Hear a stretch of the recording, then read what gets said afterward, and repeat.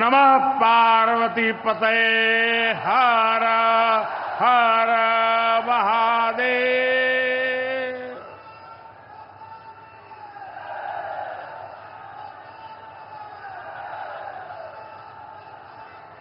सावन के पावन महीने में आज हमके काशी के हमरे परिवार के लोगन से मिले का अवसर मिलल है।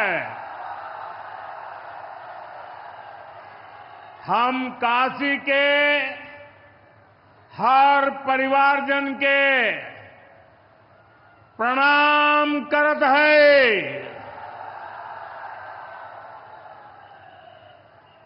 यूपी के मुख्यमंत्री योगी आदित्यनाथ जी, डिप्टी सीएम केशव प्रसाद मौर्य जी, ब्रजेश पाठक जी, पटना से हमारे साथ जुड़े कृषि मंत्री शिवराज सिंह चौहान जी, देश के अलग अलग हिस्सों में जुड़े हुए सभी आदरणीय मुख्यमंत्रीगण, गवर्नर श्री, मंत्रीगण, यूपी सरकार के मंत्रीगण, यूपी भाजपा अध्यक्ष भूपेंद्र सिंह चौधरी जी,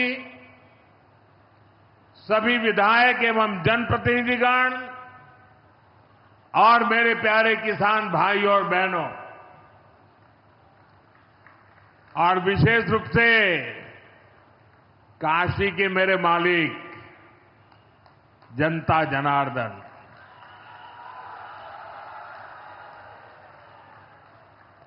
आज हम काशी से देश भर के लाखों किसानों से जुड़े हुए हैं। सावन का महीना हो, काशी जैसा पवित्र स्थान हो और देश के किसानों के साथ जुड़ने का अवसर हो, इससे बड़ा सौभाग्य क्या हो सकता है।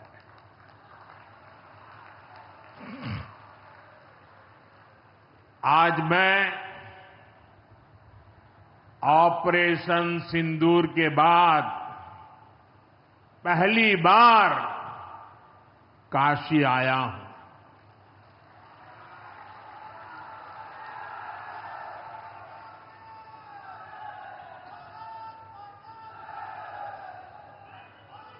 जब 22 अप्रैल को पहलगाम में आतंकी हमला हुआ था,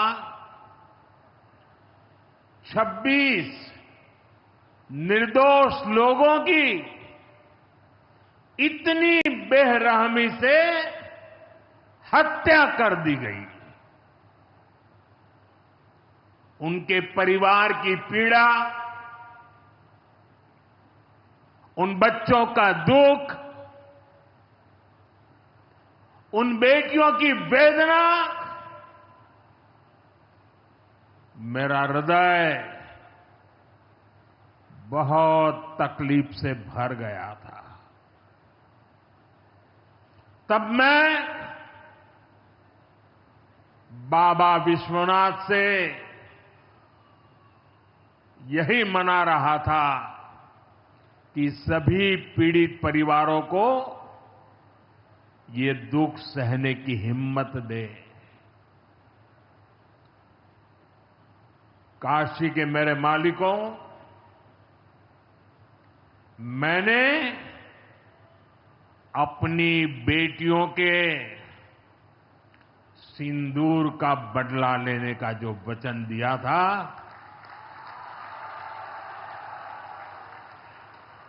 वो भी पूरा हुआ है। ये महादेव के आशीर्वाद से ही संभव हुआ है। मैं ऑपरेशन सिंदूर की सफलता को उनके चरणों में समर्पित करता हूं।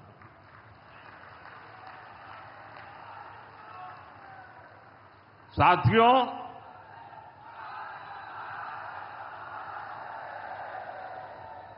इन दिनों जब काशी में गंगा जल लेकर जाते हुए शिव भक्तों की तस्वीरें जब देखने का अवसर मिल रहा है, दिव्य तस्वीरें, और खासकर सावन के पहले सोमवार को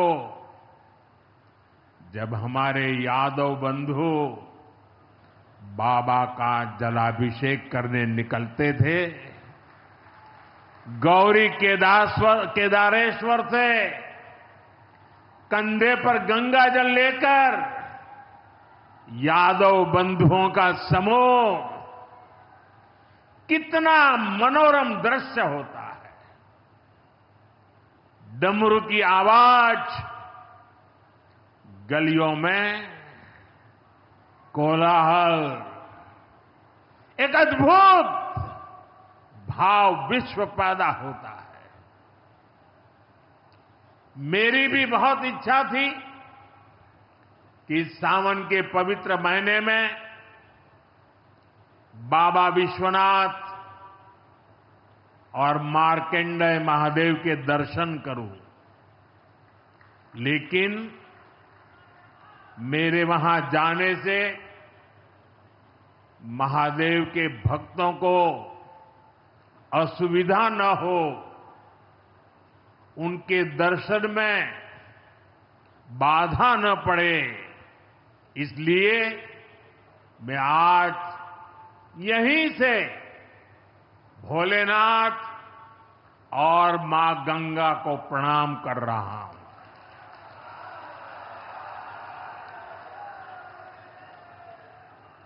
हम सेवापुरी के ई मंच से बाबा काशी विश्वनाथ के प्रणाम करत है। नमः पार्वती पते हर हर महादेव।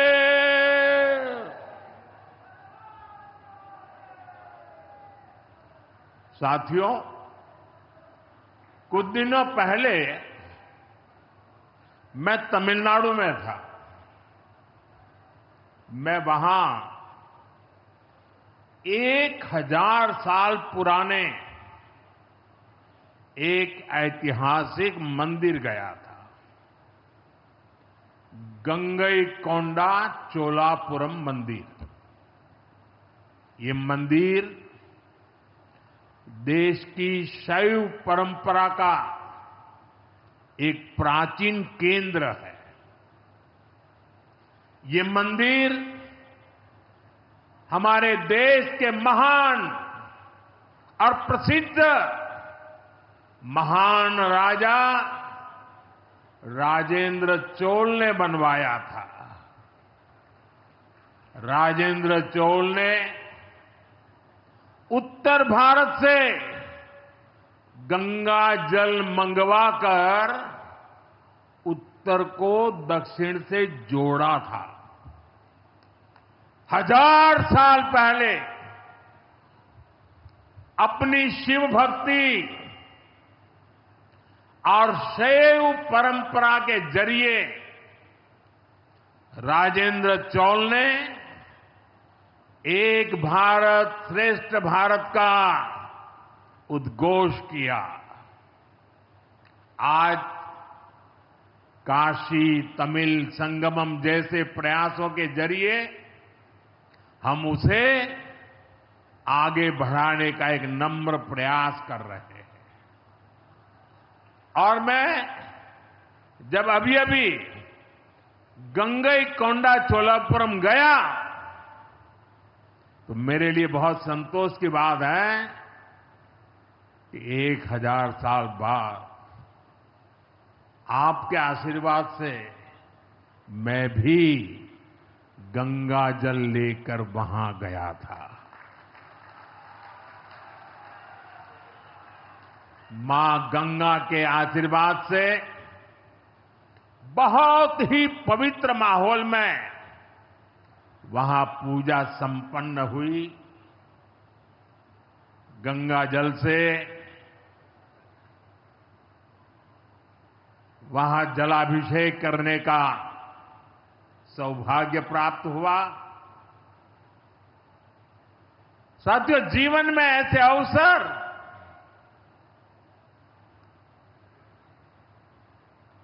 बहुत प्रेरणा देते हैं। देश की एकता की हर बात नई चेतना जगा देती है और तभी तो ऑपरेशन सिंदूर सफल होता है।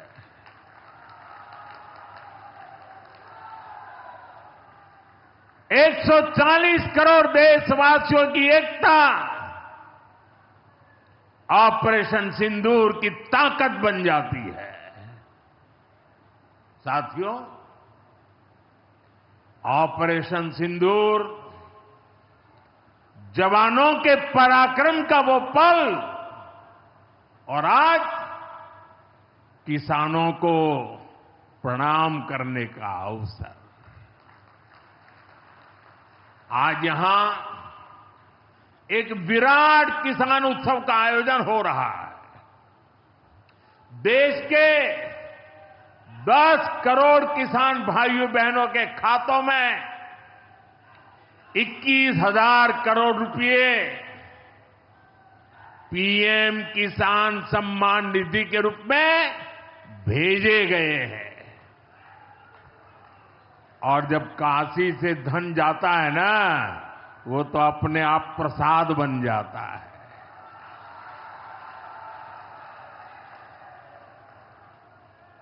₹21,000 करोड़ रुपया किसानों के खाते में जमा।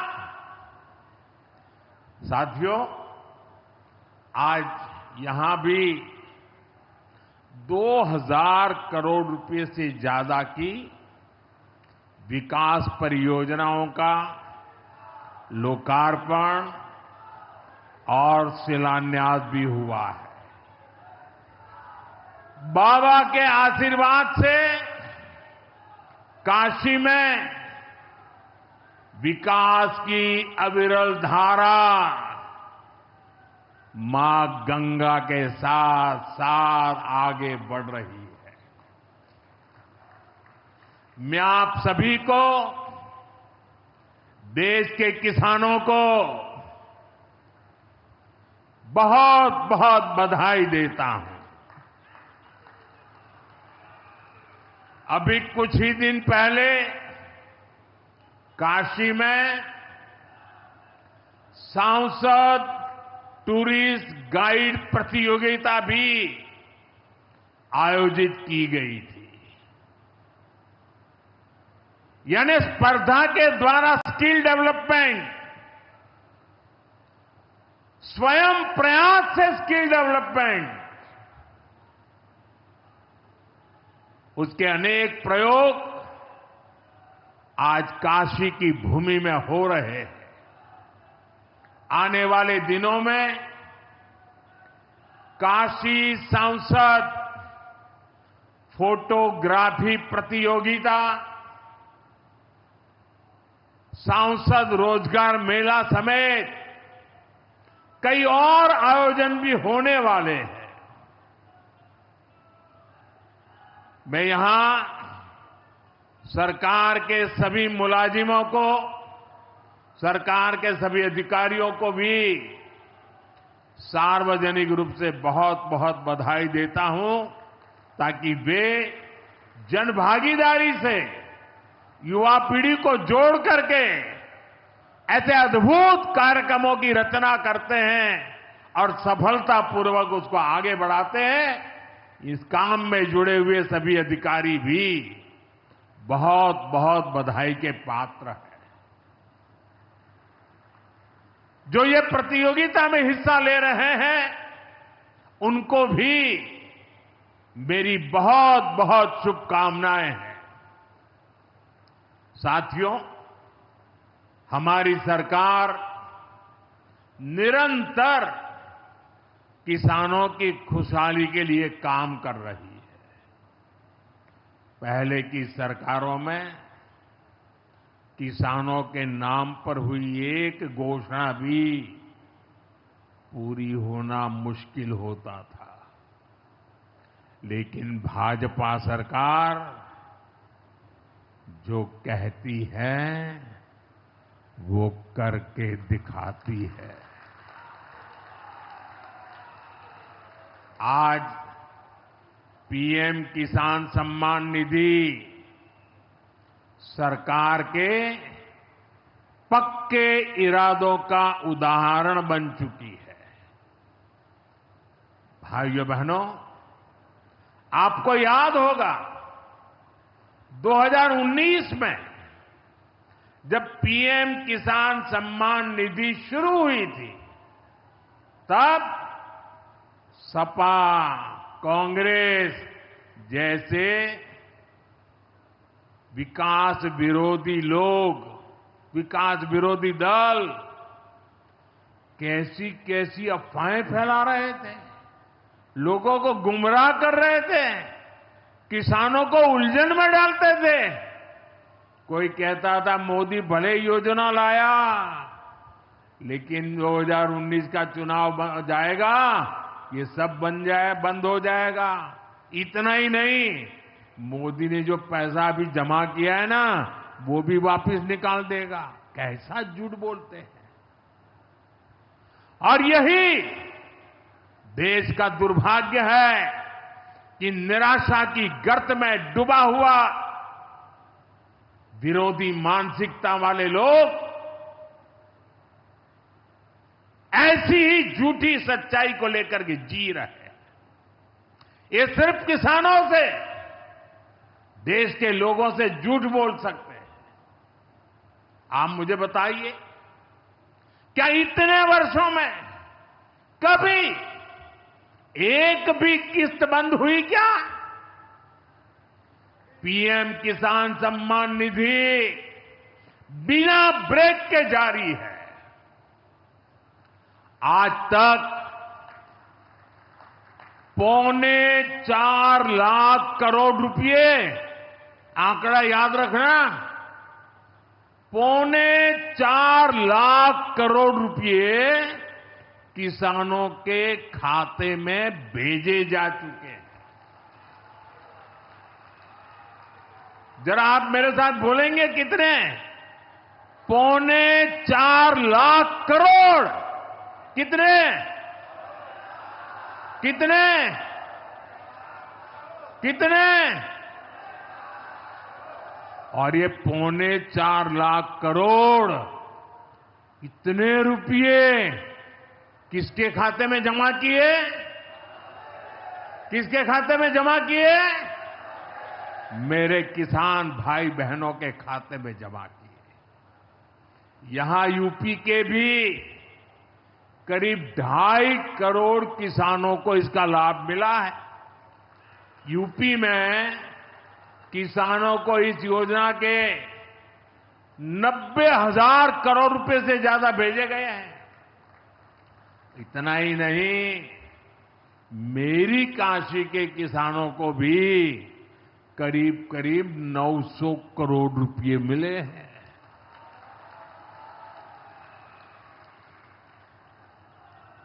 आपने ऐसा सांसद चुना कि आपके खाते में 900 करोड़ रुपया आया है। और इससे बड़ी बात, बिना किसी कट कमीशन के, कोई बिचौलिया नहीं, कोई कट नहीं, कोई कमीशन नहीं, कोई पैसे की हेरा फेरी नहीं, सीधे ये पैसे किसानों के खाते में पहुंचे हैं।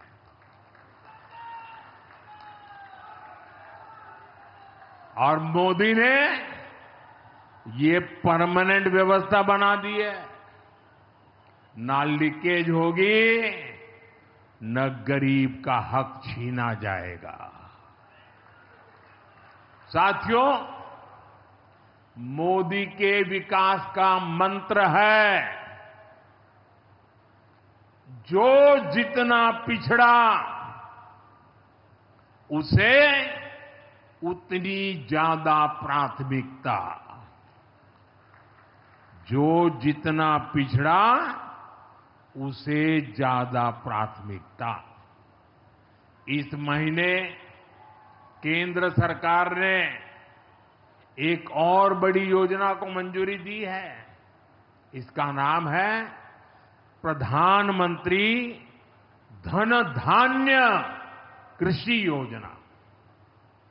इस योजना पर 24,000 करोड़ रुपए किसानों के कल्याण के लिए, कृषि व्यवस्था के लिए, कृषि विकास के लिए 24,000 करोड़ रुपए खर्च किए जाएंगे। देश के ऐसे जिले जो पिछली सरकारों की गलत नीतियों के कारण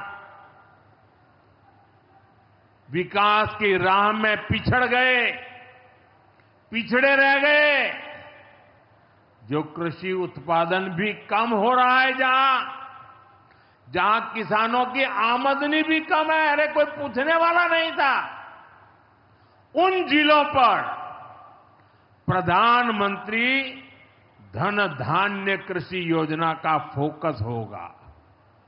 इससे यूपी के भी लाखों किसानों को फायदा होगा। साथियों, किसानों के जीवन में बदलाव के लिए, उनकी आय बढ़ाने के लिए, खेती पर होने वाला खर्च कम करने के लिए एनडीए सरकार पूरी शक्ति से काम कर रही है, पूरी ताकत लगा रही है। हम बीज से बाजार तक किसानों के साथ खड़े हैं। खेतों तक पानी पहुंचे, इसके लिए देश में लाखों करोड़ रुपए की सिंचाई योजना चलाई जा रही है।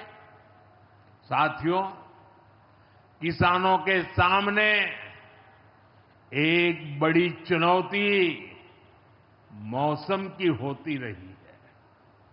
कभी ज्यादा बारिश हो गई, कभी ओला गिर गया, पाला पड़ गया। किसानों को इससे सुरक्षा देने के लिए पीएम फसल बीमा योजना शुरू हुई। इस योजना के तहत, यह आंकड़ा भी याद रखिए, इस बीमा योजना के तहत अब तक 2.25 लाख करोड़ रुपए, 2.25 लाख करोड़ रुपए से ज्यादा का क्लेम किसानों को दिया जा चुका है। बीमा के माध्यम से 2.25 लाख करोड़ रुपया। कितना बताएंगे? कितना? 2.25 लाख करोड़ रुपया। साथियों, हमारी सरकार यह भी सुनिश्चित कर रही है कि आपको आपकी फसल की सही कीमत मिले। इसके लिए फसलों की एमएसपी में रिकॉर्ड वृद्धि हुई है। धान और गेहूं जैसी प्रमुख फसलों की एमएसपी भी बढ़ाई गई है। आपकी उपज सुरक्षित रहे, इसलिए सरकार देश में हजारों नए गोदाम भी बनवा रही है। भाइयों बहनों, हमारा जोर कृषि अर्थव्यवस्था में महिलाओं की भागीदारी बढ़ाने पर भी है। हम लखपति दीदी अभियान चला रहे हैं। हमारा लक्ष्य देश में 3 करोड़ लखपति दीदी बनाने का है। 3 करोड़ लखपति दीदी। ये सपा वाले तो ये आंकड़ा सुनकर के ही साइकिल लेके भाग जाएंगे। अब तक 1.5 करोड़ से ज्यादा लखपति दीदी भी बन चुकी है। 3 करोड़ का लक्ष्य में से आधा काम पूरा कर लिया। 1.5 करोड़ गांव में काम करने वाली गरीब परिवार की, किसान परिवार की हमारी बहनें, 1.5 करोड़ बहनें लखपति दीदी बन जाए, ये बहुत बड़ा काम हो रहा है। सरकार के ड्रोन दीदी अभियान ने भी लाखों बहनों की आय बढ़ाई है। साथियों, हमारी सरकार कृषि से जुड़ी आधुनिक रिसर्च को खेतों तक पहुंचाने में भी जुटी है।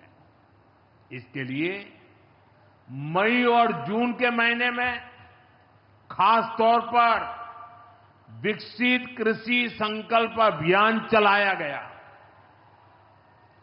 लैब से लैंड के मंत्र के साथ 1.25 करोड़ से अधिक किसानों से सीधा संवाद किया गया। हमारे देश में माना गया है और यह व्यवस्था भी है कि कृषि ये राज्य का विषय है और सही भी है, लेकिन उसके बावजूद भी भारत सरकार को लगा, एनडीए सरकार को लगा, मोदी सरकार को लगा कि भले विषय राज्य का हो, राज्य करे, कर पाए न कर पाए, बहुत से राज्य जो नहीं कर पाते हैं, तो हमने तय किया कि हम खुद भी कुछ करेंगे और करोड़ों किसानों के साथ सीधा संवाद किया। साथियों, केंद्र सरकार की योजनाओं का लाभ आप सभी तक निरंतर पहुंचता रहे, इस दिशा में आज मुझे आपके साथ एक अहम जानकारी साझा करनी है और उसमें मुझे आपकी मदद भी चाहिए। यहां बैठे हुए लोगों की भी मदद चाहिए। आपको पता है, जनधन योजना के तहत देश में 55 करोड़ गरीबों के बैंक खाते खोले गए। जिनको कभी बैंक का दरवाजा देखने का सौभाग्य नहीं मिला था, ऐसे 55 करोड़ लोगों के खाते, ये मोदी को जब से आपने काम करने का अवसर दिया ना, मैं ये काम कर रहा था। 55 करोड़। अब इस योजना को हाल ही में 10 साल पूरे हुए हैं। अब बैंकिंग क्षेत्र का कुछ नियम है। वो नियम ये कहते हैं कि 10 साल बाद बैंक खातों का दोबारा से केवाईसी करना जरूरी होता है। एक प्रक्रिया पूरी करनी होती है। अब आप बैंक में जाएं, करें या न करें, पहले सब आपको करना होता था। अब मैंने थोड़ा आपका भार कम करने का बीड़ा उठाया है, तो मैंने बैंक वालों से कहा कि लोग आएं, केवाईसी करें, अच्छी बात है, हमें नागरिकों को हमेशा जागृत रखना चाहिए, लेकिन हम क्या एक अभियान चला सकते हैं? मैं आज रिजर्व बैंक का, हमारे देश की सभी बैंकों का, बैंक के सभी कर्ता धर्ताओं का हृदय से अभिनंदन करना चाहता हूं। आज उन्होंने एक ऐसा काम उठाया है जो हमें गर्व से भर देता है। बैंक के लोग इस 10 करोड़ लोगों को, अरे 10 साल के बाद ये 55 करोड़ लोग अपना फिर से रिव्यू करें, इसलिए केवाईसी जो करना है, इस काम को पूरा करने के लिए 1 जुलाई से देश भर में बहुत बड़ा अभियान चल रहा है। हमारे बैंक स्वयं हर ग्राम पंचायत तक पहुंच रहे हैं, वहां पर जाकर के मेला लगाते हैं। अब तक ऐसी करीब 1 लाख ग्राम पंचायत में बैंक अपने कैंप, अपना मेला लगा चुके हैं। लाखों लोगों ने दोबारा अपना केवाईसी भी करा लिया है और ये अभियान आगे भी चलने वाला है। मैं ऐसे हर साथी जिसका जनधन खाता है उससे आग्रह करूंगा कि वो फिर से अपना केवाईसी जरूर करा ले। साथियों, ग्राम पंचायतों में बैंक जो स्पेशल कैंप लगा रहे हैं, अभी भी लाखों पंचायतों का काम जारी है। मैं समझता हूं कि इन कैंप का फायदा उठाना चाहिए और उसके कई फायदे हैं। एक और फायदा भी है, इन कैंपों में प्रधानमंत्री सुरक्षा बीमा योजना, प्रधानमंत्री जीवन ज्योति बीमा योजना, अटल पेंशन योजना, ऐसी अनेक योजनाओं का रजिस्ट्रेशन भी हो रहा है। और ये बीमा तो ऐसा है कि एक चाय के खर्चे से भी कम खर्चा लग जाता है। ये योजनाएं आपकी बहुत मदद करती है। इसलिए बैंकों ने जो जितना बड़ा अभियान चलाया है, आप इसका बहुत फायदा लीजिए। पूरे देश के लोगों से मैं कहता हूं, आप इन कैंपों में जरूर जाइए। अब अगर आप अब तक इन योजनाओं से नहीं जुड़े हैं तो उनके लिए रजिस्ट्रेशन करवाइए और अपने जनधन खाते का केवाईसी भी कराइए। मैं भाजपा के और एनडीए के सभी प्रतिनिधियों से कहूंगा कि वो ज्यादा से ज्यादा लोगों को इस अभियान के प्रति जागरूक करें। बैंकों से बात करें कब कैंप कहां लगने वाला है, वो क्या मदद हम कर सकते हैं।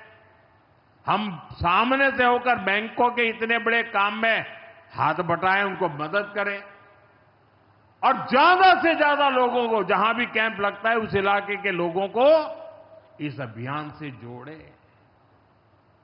साथियों, आज महादेव की नगरी में विकास और जन कल्याण के इतने काम हुए।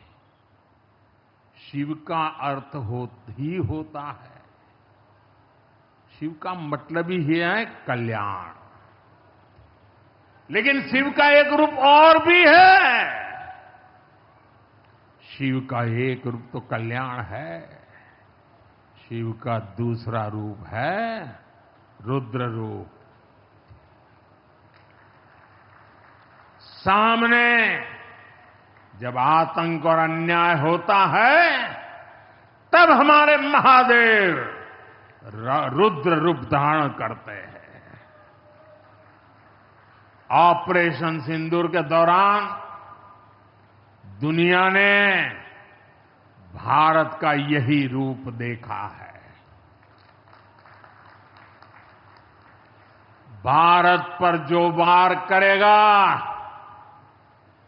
वो पाताल में भी नहीं बचेगा।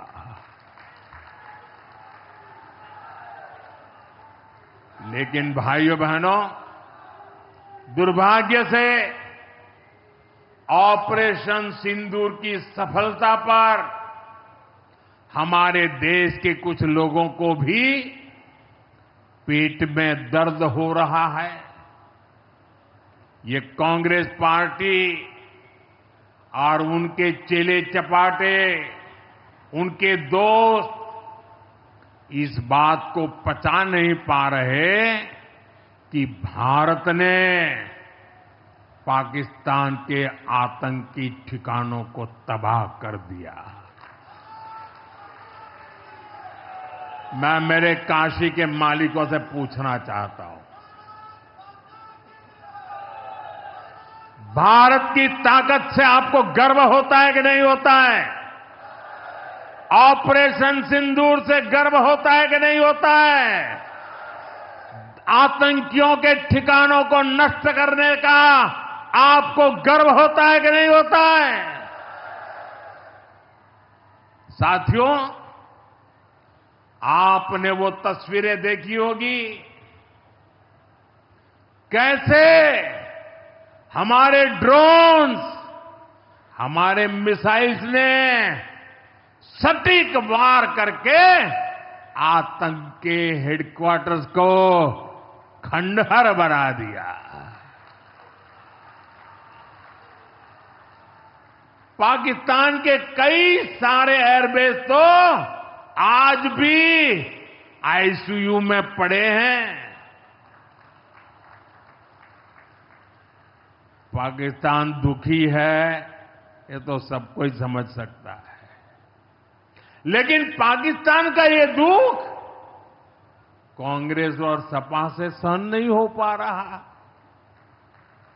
उधर आतंक का आकार होता है, इधर कांग्रेस सपा वाले आतंकियों की हालत को देखकर रोते हैं। साथियों, कांग्रेस हमारी सेनाओं के पराक्रम का लगातार अपमान कर रही है। कांग्रेस ने ऑपरेशन सिंदूर को तमाशा कहा है। आप मुझे बताइए, सिंदूर कभी भी तमाशा हो सकता है क्या? हो सकता है क्या? क्या सिंदूर को तमाशा कोई कह सकता है? हमारी सेना का पराक्रम और बहनों के सिंदूर का बदला तमाशा कहने की ये हिम्मत, ये निर्लज्जता, भाइयों बहनों, वोट बैंक और तुष्टीकरण की इस राजनीति में ये समाजवादी पार्टी भी पीछे नहीं है। ये सपा के नेता संसद में कह रहे थे, पहलगाम के आतंकवादियों को अभी क्यों मारा? अब बताइए, क्या उनको पूछ फोन करूं क्या? सपा वालों को मारूं क्या ना मारूं? कोई मुझे बताए भाई, सामान्य बुद्धि से बताए, क्या आतंकवादियों को मारने के लिए भी क्या इंतजार करना चाहिए क्या? क्या उन्हें भागने का मौका देना था क्या? ये वही लोग हैं जो यूपी में जब सत्ता में थे तब आतंकवादियों को क्लीन चिट देते थे, बम धमाके करने वाले आतंकियों से मुकदमे वापस लेते थे। अब उन्हें आतंकवादियों के मारे जाने पर परेशानी हो रही है।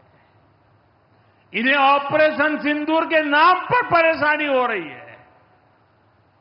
मैं इन लोगों को काशी की धरती से कहना चाहता हूं, ये नया भारत है।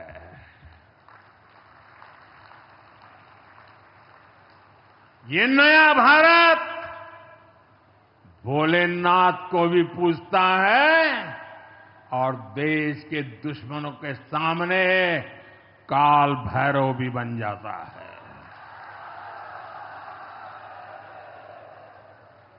साथियों, ऑपरेशन सिंदूर के दौरान भारत के स्वदेशी हथियारों की ताकत पूरी दुनिया ने देखी है। हमारे एयर डिफेंस सिस्टम, हमारी स्वदेशी मिसाइलें, स्वदेशी ड्रोन्स, इन्होंने आत्मनिर्भर भारत की ताकत को साबित किया है। खासकर हमारी ब्रह्मोस मिसाइलें, इनकी दहशत भारत के हर दुश्मन के भीतर भर गई है। पाकिस्तान में कहीं यूं ही ब्रह्मोस आवाज आ जाए ना तो नींद नहीं आती। मेरे प्यारे भाई बहनों, मैं यूपी का सांसद हूं। यूपी के सांसद के नाते मुझे खुशी है कि वो ब्रह्मोस मिसाइलें हमारे यूपी में भी बनेगी।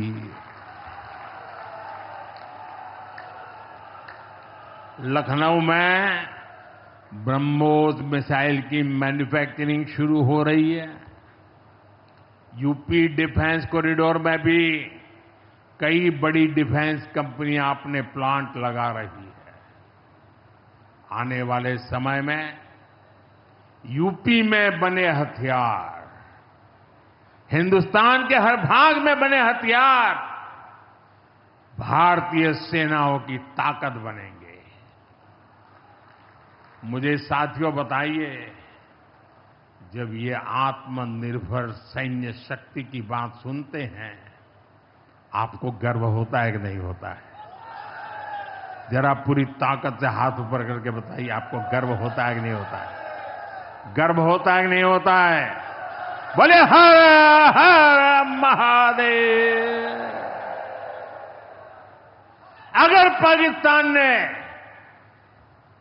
फिर कोई पाप किया तो यूपी में बनी मिसाइलें आतंकियों को तबाह कर देगी। साथियों, आज यूपी इतनी तेज गति से औद्योगिक विकास कर रहा है। देश और दुनिया की बड़ी बड़ी कंपनियां यहां निवेश कर रही हैं। इसके पीछे भाजपा सरकार की विकासपरक नीतियों की बड़ी भूमिका है। सपा के समय में यूपी में अपराधी बेखौफ थे और निवेशक यहां आने से भी डरते थे, लेकिन भाजपा की सरकार में अपराधी में खौफ है और निवेशक यूपी के भविष्य में भरोसा देख रहे हैं। मैं विकास की इस रफ्तार के लिए यूपी सरकार को बधाई देता हूं। साथियों, मुझे संतोष है कि काशी में विकास का महायज्ञ लगातार जारी है। आज शुरू हुए रेल ओवरब्रिज, जल जीवन मिशन से जुड़े प्रोजेक्ट, काशी के स्कूलों का नवनिर्माण कार्य, होम्योपैथिक कॉलेज का निर्माण, मुंशी प्रेमचंद की विरासत को सहेजना, ये सारे काम भव्य काशी, दिव्य काशी, समृद्ध काशी और मेरी काशी के निर्माण को गति देंगे। यहां सेवापुरी में आना भी सौभाग्य से ही होता है। ये मां कालका देवी की ड्योढ़ी है। मैं यहां से मां कालका के चरणों में वंदन करता हूं। मुझे खुशी है कि मां कालका धाम का हमारी सरकार ने सुंदरीकरण कर उसे और भव्य बना दिया है। मंदिर तक आना जाना भी आसान हो गया है। सेवापुरी का इतिहास क्रांति का इतिहास रहा है। स्वतंत्रता संग्राम में यहां के अनेकों लोगों ने भागीदारी की थी। यही वो सेवापुरी है जहां महात्मा गांधी की कल्पना साकार हुई। यहां घर घर महिला पुरुष के हाथों में चरखा हुआ करता था। और सहयोग देखिए, अब चांदपुर से भदोई रोड जैसे प्रोजेक्ट से काशी के बुनकरों के साथ भदोही के बुनकर भी जुड़ रहे हैं। इसका लाभ बनारसी सिल्क के बुनकरों को भी होगा और भदोही के कारीगरों को भी होगा।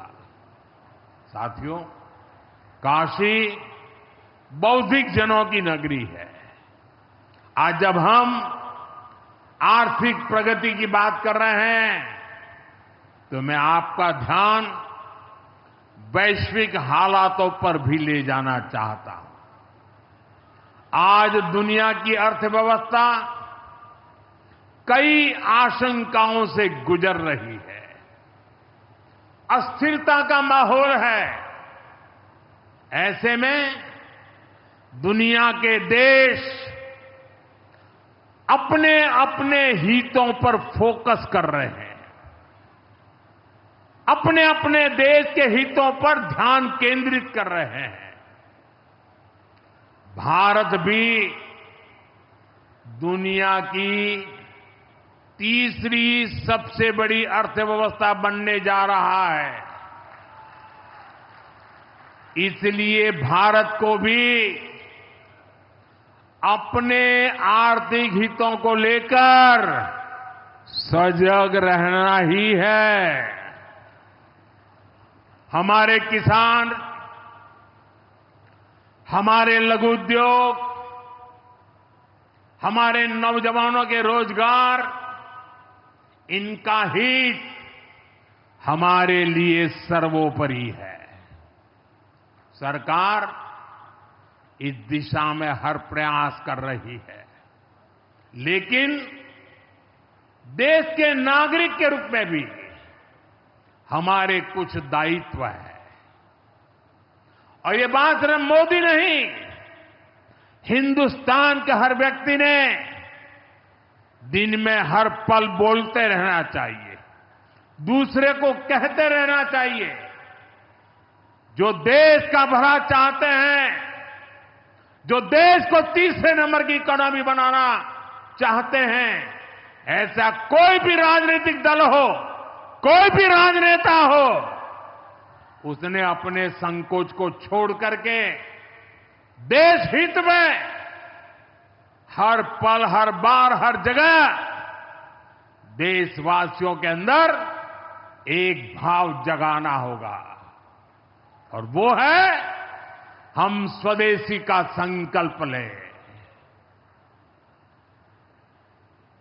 अब हम कौन सी चीजों को खरीदेंगे, कौन से तराजू से तोलेंगे? मेरे भाइयों बहनों, मेरे देशवासियों, अब हम कुछ भी खरीदें तो एक ही तराजू होना चाहिए। हम उन चीजों को खरीदेंगे जिसे बनाने में किसी न किसी भारतीय का पसीना बहा है। और जो चीज भारत के लोगों द्वारा बनी है, भारत के लोगों के कौशल्य से बनी है, भारत के लोगों के पसीने से बनी है, हमारे लिए वह स्वदेशी है। हमें vocal for local, vocal for local मंत्र को अपनाना होगा। हम संकल्प लें कि हम मेक इन इंडिया प्रोडक्ट्स को ही बढ़ावा देंगे। हमारे घर में जो कुछ भी नया सामान आएगा, मैं नए सामान की बात कर रहा हूं, हमारे घर में जो भी नया सामान आएगा वो स्वदेशी ही होगा। ये जिम्मेदारी हर देशवासी को लेनी होगी। और मैं आज मेरे व्यापार जगत के भाई बहनों से विशेष आग्रह करना चाहता हूं। मैं मेरे दुकानदार भाई बहनों से आग्रह करना चाहता हूं, जब दुनिया इस प्रकार से अस्थिरता के माहौल से गुजर रही है, तब हम भी, चाहे व्यापार हो, छोटी दुकान हो, कारोबार करते हो, अब हम हमारे यहां से सिर्फ और सिर्फ स्वदेशी माल ही बेचेंगे। साथियों, ये स्वदेशी माल बेचने का संकल्प भी देश की सच्ची सेवा होगा। आने वाले महीने त्योहारों के महीने हैं, दिवाली आएगी, बाद में शादियों के समय आएगा। हर पल अब स्वदेशी ही खरीदेंगे। मैंने जब देशवासियों को कहा था मेड इन इंडिया, अब विदेशों में जाकर के शादियां कर करके देश का धन मत लुटाओ।